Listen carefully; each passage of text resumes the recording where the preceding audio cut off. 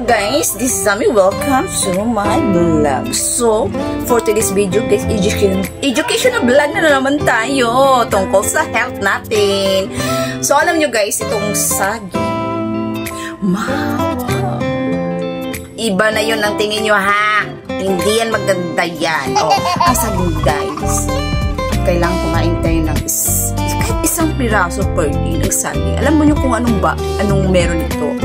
Napakalakas ng fiber nito, nakakalinis ng ating tiyan. Kung ikaw may menstruation, tapos masakit yan, nakakatulong din ito, nakaka-relieve ng pain.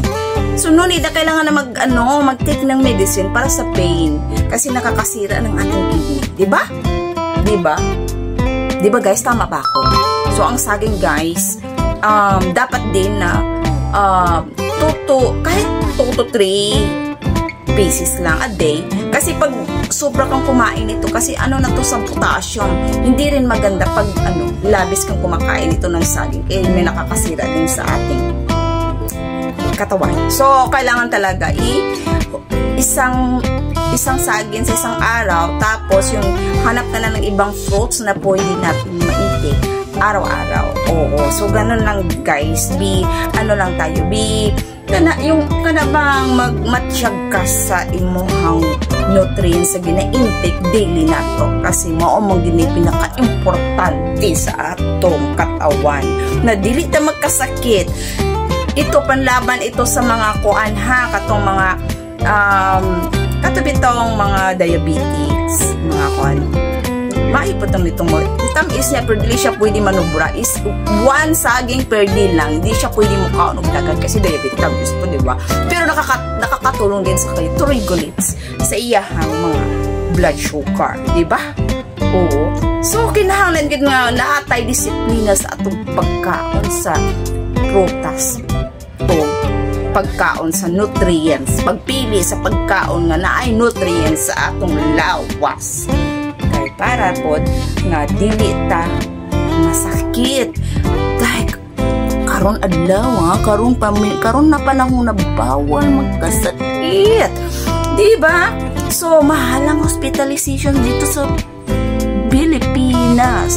So, kailangan guys, ang saging, kung ikaw nagda-diet din, patok itong saging kasi may protein nito. So, nakakabusog din. So, di na ka maproblema sa imong pagda-diet kung kung sa palayan po ng saging, di na ka mahadlok mo tambok. Nakakaano din yan. Malakas ito sa fiber, di ba? Oo. Tapos, pag marami kang kain with saging, ay malilinis na yung yung bowel movement mo, di ba? So, guys, kung itong video nakakatulong ito at nakakadagdag ang kaalaman, paki-share naman po sa inyong friends dyan, sa inyong wall, at paki-like at subscribe. Tapos, ma-appreciate na ako kung mag-comment mo o naamoy bangutana sa aking comment section. Happy ko mabasa sa inyong mga message. Bahala ka na inyong mga message o puro bashing o negative.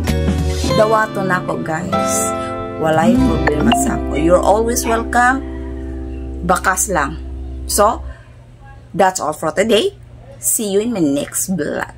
Next education vlog. So, maoras to. Bye-bye. Ang laki.